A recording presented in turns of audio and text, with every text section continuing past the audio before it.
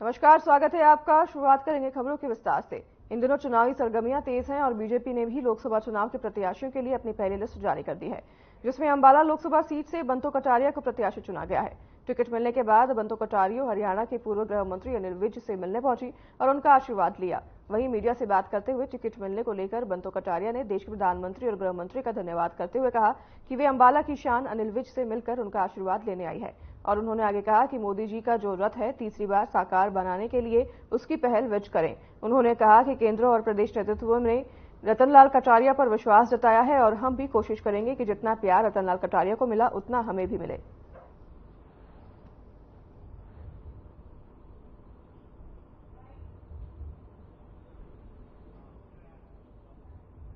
अंबाला पहुंची हैं, विद से मिली हैं, क्या कहेंगे? टिकट मिलने में मैं हमारे देश के प्रधानमंत्री नरेंद्र मोदी जी, गृह मंत्री अमित शाह जी और हमारे राष्ट्रीय अध्यक्ष जगत प्रकाश नड्डा जी, हमारे हरियाणा प्रदेश के अध्यक्ष जो वर्तमान में मुख्यमंत्री है नैब सिंह सैनी जी, केंद्र नेतृत्व ने और प्रदेश नेतृत्व ने रतनलाल कटारिया जी पर विश्वास जताया है और अंबाले की जनता और हमारा संगठन जिसने कटारिया परिवार के ऊपर इतना विश्वास दिलाया है, और हम भी कोशिश करेंगे कि अंबाले की जनता को उतना ही प्यार और उतना ही नेतृत्व मिले कि जब देश का प्रधानमंत्री नरेंद्र मोदी जी तीसरी बारी बने, जिन्होंने कहा है कि 2047 तक एक अखंड भारत बनाने का संकल्प लिया है, उसमें अंबाले में क्या हो सकता है। तो अंबाले की अपनी टीम पूरी 9 के 9 विधायकों को लेकर हम एक साथ आगे बढ़ेंगे। पूर्व गृह मंत्री अनिल विज ने केजरीवाल के ट्वीट पर केजरीवाल को शर्मनाक बताया और कहा कि केजरीवाल सीएए को अटैक कर रहा है। विज ने कहा कि केजरीवाल जिस चीज पर प्रतिक्रिया दे तो समझ जाना अच्छा काम हुआ है, क्योंकि उन्होंने अच्छा काम की आलोचना करनी है। अनिल विज अब हरियाणा के गृह एवं स्वास्थ्य मंत्री नहीं है, लेकिन विज के चाहने वाले कम नहीं हुए हैं।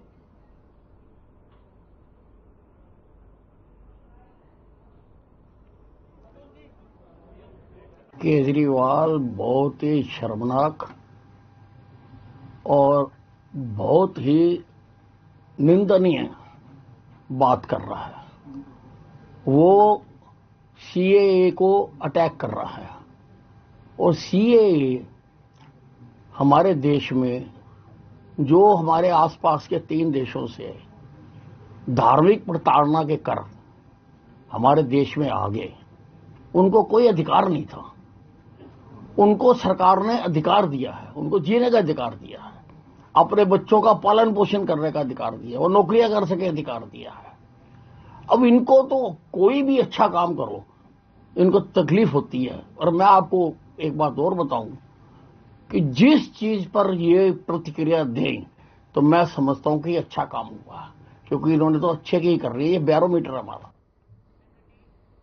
हरियाणा में पुरानी जेजेपी बीजेपी सरकार भंग होने पर नई सरकार का गठन हो चुका है। बता दें कि मुख्यमंत्री और 5 मंत्री शपथ ले चुके हैं, लेकिन अभी तक मंत्रिमंडल विस्तार नहीं हुआ है।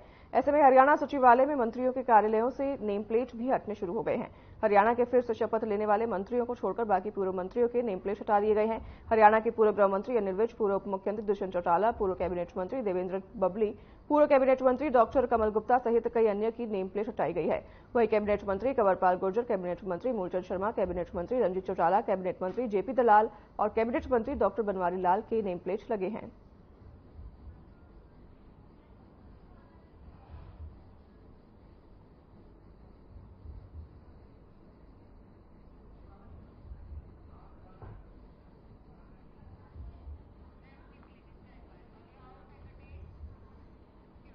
कांग्रेस के राष्ट्रीय महासचिव रणदीप सिंह सुरजेवाला और सुशील गुप्ता कैथल की नई अनाज मंडी पहुंचे, जहां उन्होंने आढ़तियों से मुलाकात की और उनकी समस्याओं के बारे में चर्चा की। इस दौरान उन्होंने कहा कि मैंने आज से 5 साल पहले ही बोल दिया था कि जब भी लोकसभा के चुनाव आएंगे उससे ठीक 1 महीना पहले दोनों पार्टियों का गठबंधन टूट जाएगा। इसके साथ ही उन्होंने कहा कि ये गठबंधन लोगों की वोटों की ठगी का गठबंधन था। बीजेपी के पास न 2019 में बहुमत था और न आज बहुमत है। तब भी ठगी की सरकार थी और आज भी ठगी की सरकार है।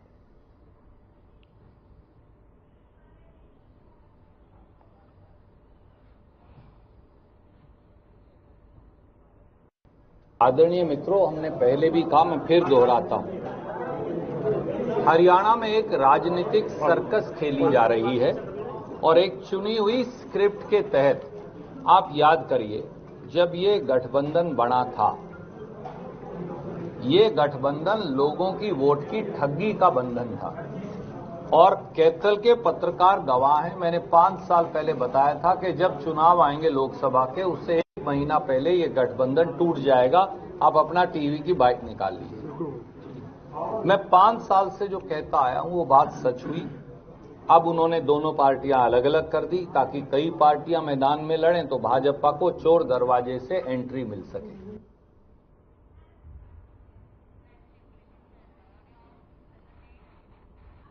यमुनानगर की थाना छपार पुलिस को एक बड़ी सफलता हाथ लगी है। नकली करेंसी के साथ पकड़े गए भभोल निवासी रूबी से पूछताछ के बाद पुलिस ने उसके साथी भंबोली निवासी कमल को गिरफ्तार कर लिया है। आरोपित कमल से गाड़ी बरामद की गई है जो रूबी को अपनी गाड़ी में बिठाकर करेंसी दुकानों या अन्य प्रतिष्ठानों पर चलाने के लिए लेकर जाता था। वहीं आरोपित रूबी से पुलिस ने प्रिंटर, लैपटॉप और इंक बरामद की है। थाना छप्पर के कार्यवाहक थाना प्रभारी जगदीप सिंह ने बताया कि आरोपित रूबी पहले भी नकली करेंसी के मामले में 7 वर्ष की सजा काट चुका है।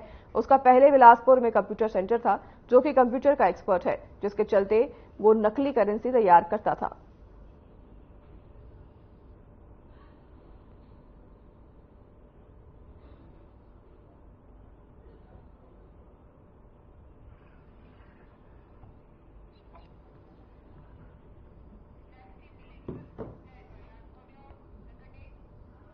यमुनानगर के कमानी चौक के पास स्थित एक प्राइवेट स्कूल पर सीएम फ्लाइंग ने छापेमारी की। इस दौरान स्कूल के बाहर 10 दुकानों में स्कूल के बिजली मीटर से सब मीटर के जरिए बिजली की सप्लाई पाई गई। मौके पर टीम ने निगम अधिकारियों को बुलाकर उचित कार्रवाई करने के निर्देश दिए। जानकारी के मुताबिक मुख्यमंत्री उड़न दस्ते को गुप्त सूचना मिली थी कि प्राइवेट स्कूल साथ लगते ही दुकान को सब मीटर के जरिए अवैध तरीके से अपने मीटर से बिजली की सप्लाई दे रहा है, जबकि 4 दुकानों में अपने मीटर लगे हुए थे। टीम इंचार्ज ने बताया कि फिलहाल संबंधित अधिकारियों और कर्मचारियों को बुलाकर मामले की उचित कार्रवाई और जांच के निर्देश दिए गए हैं।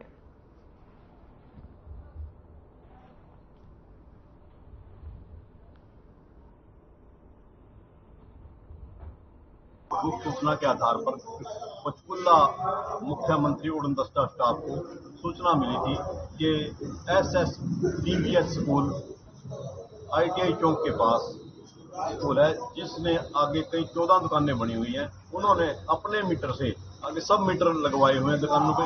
यदि चेकिंग की है तो बड़ा तगड़ा कपला मिल सकता है, जो जिस बिना पर बिजली विभाग व निगम विभाग को साथ लेकर के रेड की गई। जो SDO साहब ने मौका पर आकर बताया भी ये सब मीटर नहीं दे सकते। जो उन्होंने अब चेक करने पर पाया गया कि टोटल दुकानें 14 हैं, इनमें से 4 दुकानों पर मीटर अपना लगाया हुआ है। हमारे पास फोन आया था CM फ्लाइंग से, तो इसके लिए ये कह रहे थे यहाँ पे बिजली की चोरी हो रही है। तो हमने अपनी प्रॉपर्टी ID चेक की, स्कूल की जो कि एक ही प्रॉपर्टी ID है, 4 दुकानें बनी हुई है। हम इनको नक्शे के माध्यम से नक्शा भेज देंगे, ये अपने नक्शे के हिसाब से अपने दस्तावेज प्रस्तुत करेंगे, फिर इसकी कार्रवाई चलेगी। जी, ये तो चेक करके पता लगेगा ना इनका नक्शा पास है या नहीं है, कब का नक्शा पास है, उसी के दौरान पता लगेगा। चेक करने के दौरान नक्शा तो अभी चेक करेंगे ना जी, इनसे दस्तावेज मांगेंगे, नक्शा इन्होंने पास करवाया, इनके पास मिलेगा ना नक्शा, तो हम इनको नोटिस भेजेंगे ना। नोटिस भेजने के बाद ही अपना रिप्लाई देंगे। ये 3 दिन का समय देंगे इनको, 7 दिन का, 3 दिन का, ये अपने कागज प्रस्तुत करेंगे, उसके बाद ही कार्रवाई आगे के अमल में लाएंगे।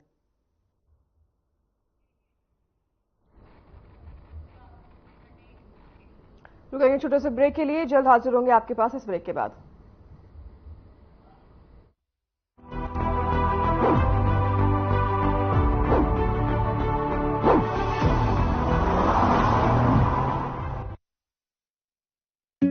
Hey mom, hey, look, I can download a song really fast.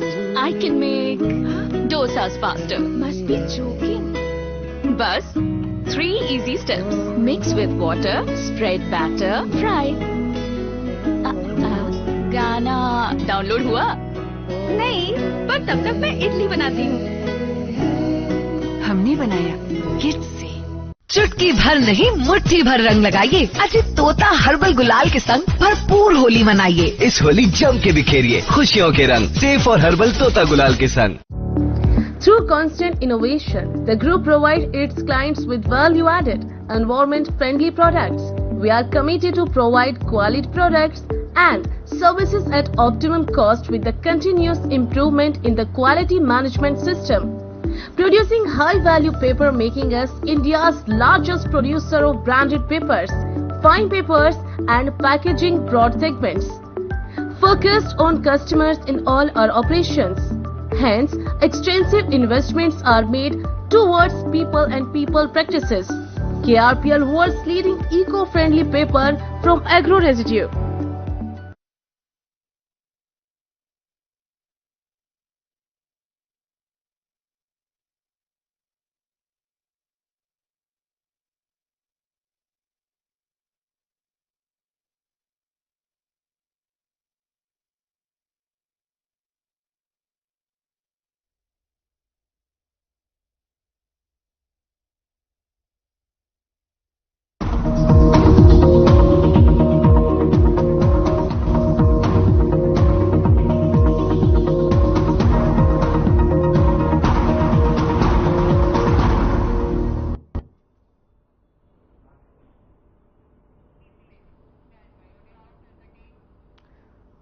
स्वागत है आपका। एक बार फिर ब्रेक के बाद रुख करेंगे खबरों की ओर। लोकसभा चुनाव का इंतजार कर रही पार्टियों, नेताओं और लोगों का इंतजार अब खत्म हो गया है।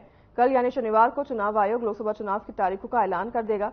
चुनाव के ऐलान के साथ ही देश में आचार संहिता भी लागू हो जाएगी। इसी के साथ 4 राज्यों में विधानसभा चुनाव भी किए जाएंगे। ये लोकसभा चुनाव एनडीए और इंडिया दोनों ही गठबंधन के लिए काफी अहम है।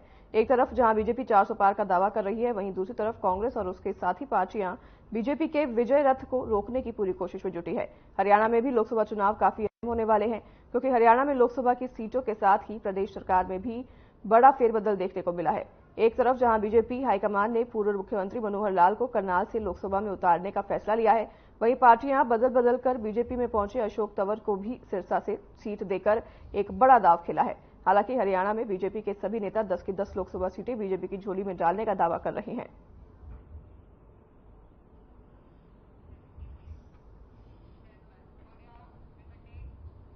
हरियाणा के कैबिनेट मंत्री मूलचंद शर्मा ने आज फरीदाबाद के नेहरू राजकीय महाविद्यालय में आयोजित 45वें दीक्षांत समारोह में बतौर मुख्य अतिथि शिरकत की। छात्र छात्राओं को डिग्रियां भी प्रदान की और कैबिनेट मंत्री मूलचंद शर्मा ने कहा कि औद्योगिक क्षेत्र में इस कॉलेज से पढ़कर बच्चे बड़ी बड़ी कंपनियां और उद्योग चला रहे हैं, तो राजनीति में भी विधायक और मंत्री बने हैं। साथ ही उन्होंने कहा कि फरीदाबाद में भी नए कॉलेज बनाए गए हैं, जिनमें बल्लभगढ़ का सुषमा स्वराज कन्या महाविद्यालय मुख्य रूप से शामिल है।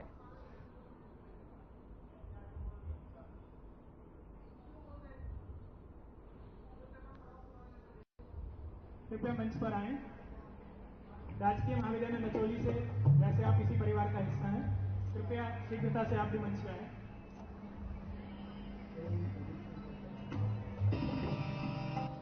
बड़ा टर्न ले लो मैम की तरफ स्माइल। यस सामने sir MA psychology. Good good. Bhanu एक मिनट। ठीक है sir. Yes everyone please. MA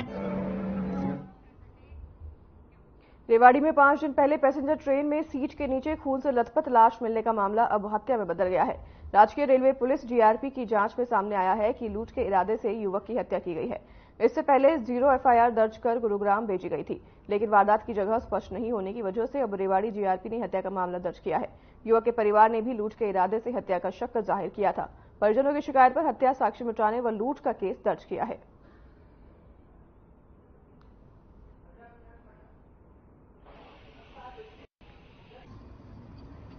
ये दिल्ली से पैसेंजर गाड़ी आती है हमारे रेलवे स्टेशन रेवाड़ी पर, जिसमें एक शव बरामद हुआ है,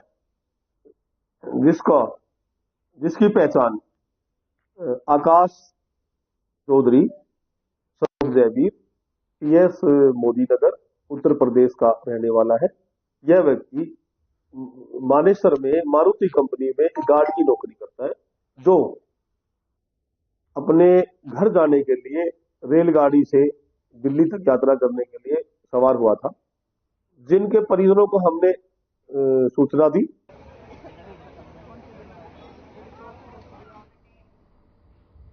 रेवाड़ी शहर में एक घर के अंदर लाखों रुपए की चोरी हो गई। चोर 1 लाख रुपए कैश और सोने के 10.5 तोले गहने चोरी कर ले गया। पड़ोस में लगे सीसीटीवी कैमरे में चोर पहले घर के अंदर और फिर चोरी के बाद बैग में सामान भरकर बाहर निकलता हुआ दिखाई दिया। मॉडल टाउन थाना पुलिस ने चोरी का केस दर्ज कर लिया है और मिली जानकारी के अनुसार शहर के शक्ति नगर स्थित गली नंबर 10 निवासी आशीष ने बताया कि किसी काम से दिल्ली गया हुआ था। उसकी पत्नी भाई के घर पर गई हुई थी। फुटेज के आधार पर चोर की तलाश फिलहाल की जा रही है।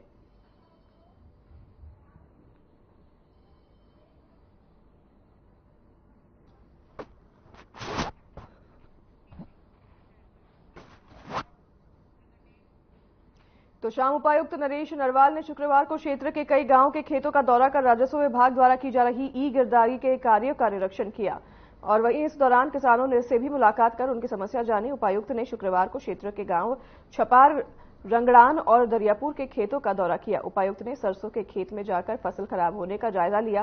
किसानों को बताया कि फसल खराब होने की रिपोर्ट क्षतिपूर्ति पोर्टल पर दर्ज करवाएं। किसानों से अपील करते हुए कहा कि फसल खराब होने के सही आंकड़े दर्ज कराएं ताकि मंडी में फसल बेचने जाए तो कोई परेशानी न आए।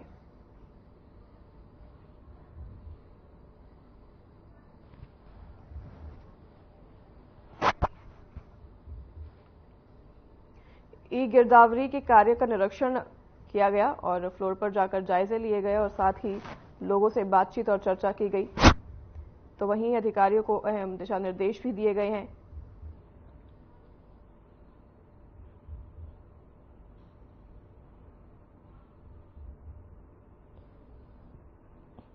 इसी के तहत कई गांवों के खेतों का निरीक्षण किया गया। किसानों से मुलाकात कर उनकी समस्याओं को सुना गया और उनकी समस्याओं को जल्द निराकरण के निर्देश दिए गए हैं अधिकारियों को। ई गिरदावरी के साथ सभी किसानों के खेतों का निरीक्षण किया गया।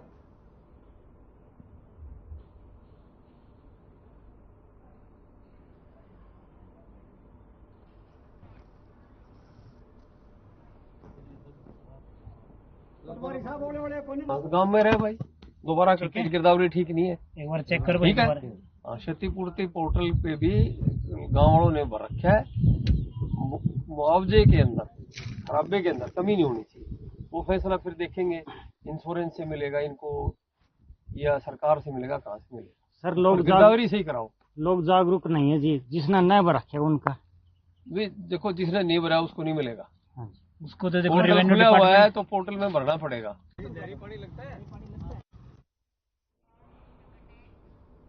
केंद्र सरकार ने लोकसभा चुनाव करीब आने के बीच आम लोगों को बड़ी राहत दी है। पेट्रोलियम और प्राकृतिक गैस मंत्रालय ने पेट्रोल और डीजल में कटौती की घोषणा कर दी है।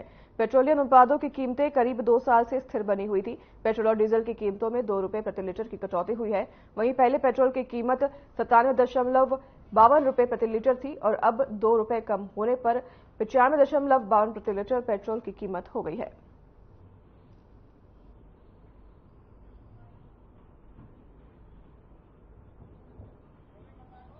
जिस पेट्रोल भरवाने पहुंचे 2 रुपए कम हो गए पेट्रोल डीजल में, क्या कहेंगे? क्या कहेंगे सर, 2 रुपए से क्या होता है? कितने करने चाहिए थे? कम से कम ना भी तो कम से 10-15 रुपए तो कम होने चाहिए। अच्छा, उससे क्या फायदा होता? उससे क्या होता, कुछ तो बेनिफिट बनता है उसका। अच्छा, अब 2 रुपए से बेनिफिट नहीं मानते आप? नहीं जी, 2 रुपए टंकी फुल कराएंगे तो आपको फायदा मिलेगा इसका। हाँ जी, 2 रुपए कम हो गए, ठीक है, अपना जो भी हो रहा है। अब ये इलेक्शन आ रहे, क्या आप तक कर दिया हो? अच्छा, तो कर दिया है। परमानेंट होना चाहिए ना। परमानेंट होना चाहिए तो राहत मिलेगी। हाँ, और कितनी भी राहत मिलेगी। 100 रुपए सिलेंडर पे कम किए हैं। बढ़िया, वहाँ तक कर दिए 100 रुपए भी। अच्छा, उससे कितना राहत मिलने वाली है आम लोगों को? राहत तो पड़ेगी, जो थोड़ा बहुत जो भी कम हो जाए राहत तो है। क्या मानते हैं अभी लोकसभा चुनाव से पहले क्यों किए हैं? कोई चुनावी मुद्दा मानते, क्या मानते? चुनावी मुद्दा ही है अभी तो। पार्लियामेंट देखते हैं चुनाव के बाद उम्मीद क्या लगती है कितना बढ़ेगा? फिर तो और बढ़ा देंगे, 4 रुपए बढ़ा देंगे। 2 रुपए कम हुए, कितनी राहत मानते हैं आप? है लोगों को एक टंकी फुल करवाने पे तो बेनिफिट होगा ही। अच्छा, वैसे 1-2 लीटर में तो नहीं? 1-2 लीटर में भाई 2 रुपए तो वैसे ही दे देता आदमी। अच्छा, तो इसका मतलब राहत मानते हैं? हाँ, थोड़ा बहुत तो टंकी फुल करवाने पे तो हो गई। केंद्र सरकार ने चुनाव से पहले ये काम कराया है, किस तरीके से देखते हैं आप इसे? भाई मुझे तो नहीं लगता फर्क। डीएसपी सोनू नरवाल ने पुलिस बल के साथ करीब 1 दर्जन ढाबों पर छापेमारी की। इस दौरान कई जगह लोग नशा करते पाए गए। डीएसपी सोनू नरवाल ने ऐसे ढाबा संचालकों को चेतावनी दी कि भविष्य में कोई अवैध रूप से शराब या अन्य मादक पदार्थ लेता पाया गया तो उचित कानूनी कार्रवाई की जाएगी। छापामारी के दौरान ढाबा और होटल संचालकों में हड़कंप मच गया।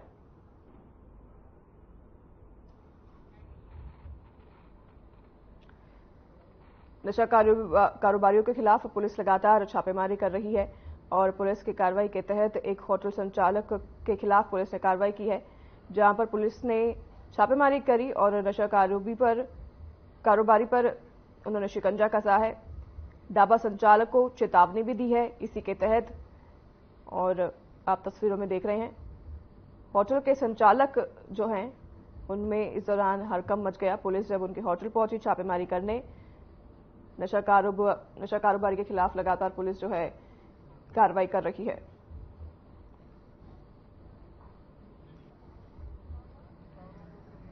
मुझे शिकायत मिली थी कि ये जो कैन नाम का लड़का है, इससे पहले भी मुकदमे दर्ज है और ये यहाँ के जो लोकल बच्चे हैं, छोटे बच्चे हैं, उनको यहाँ बिठा के शराब पिलाता है जी। तो मैंने यहाँ आके देखा तो यहाँ 2-3 कट्टे भरे हुए हैं खाली बोतलों के जी, और 2-3 बोतल भी रखी हुई है। तो मैंने इसे पूछा भाई क्यों, ये कह रहा है कि मैं ठेके वालों को बेच रहा हूँ जी।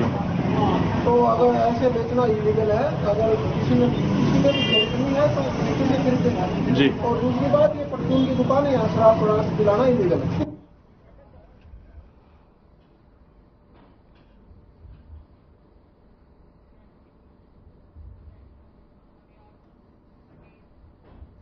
झज्जर में एक सरकारी कर्मचारी से लिफ्ट देने के बहाने 2 युवकों ने उसकी जेब से 40,000 रुपए निकाल लिए। घटना झज्जर के कनाल रेस्ट हाउस के पास की है। पीड़ित सरकारी कर्मचारी का नाम धर्मपाल बताया जाता है। पुलिस के अनुसार धर्मपाल पब्लिक हेल्थ में पंप ऑपरेटर के पद पर कार्यरत है। दरअसल धर्मपाल ने शहर की पंजाब नेशनल बैंक शाखा से वीरवार सुबह 40,000 रुपए निकलवाए थे। पैसे निकलवाने के बाद धर्मपाल पैदल ही कैनाल मोड़ की तरफ आ रहा था। जब वो कैनाल रेस्ट हाउस के पास पहुंचा तो उसी दौरान बाइक पर सवार होकर 2 युवक वहां पहुंचे और उन्होंने धर्मपाल से रास्ता पूछा। रास्ता पूछने के दौरान ही धर्मपाल ने भी उनसे लिफ्ट मांग ली और धर्मपाल को बीच रास्ते छोड़कर वहां से वो लोग फरार हो गए। यह घटना आसपास की दुकान में लगे सीसीटीवी कैमरे में कैद हो गई। फिलहाल पुलिस पास में लगे सीसीटीवी कैमरे को खंगाली में लगी हुई है।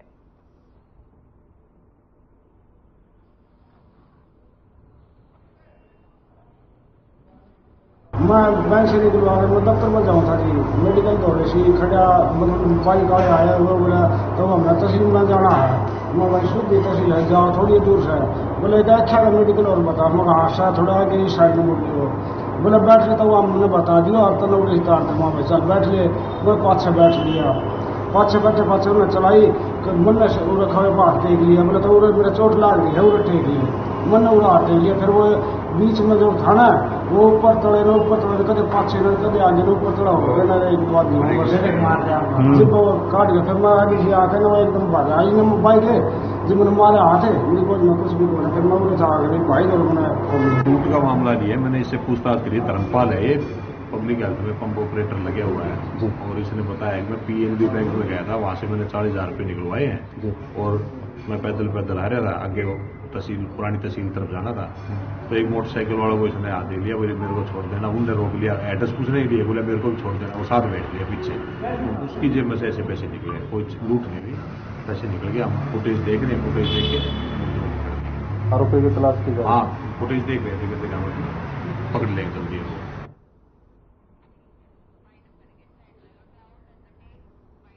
फिलहाल इस बुलेटिन में हमारे साथ बस इतना ही। नमस्कार।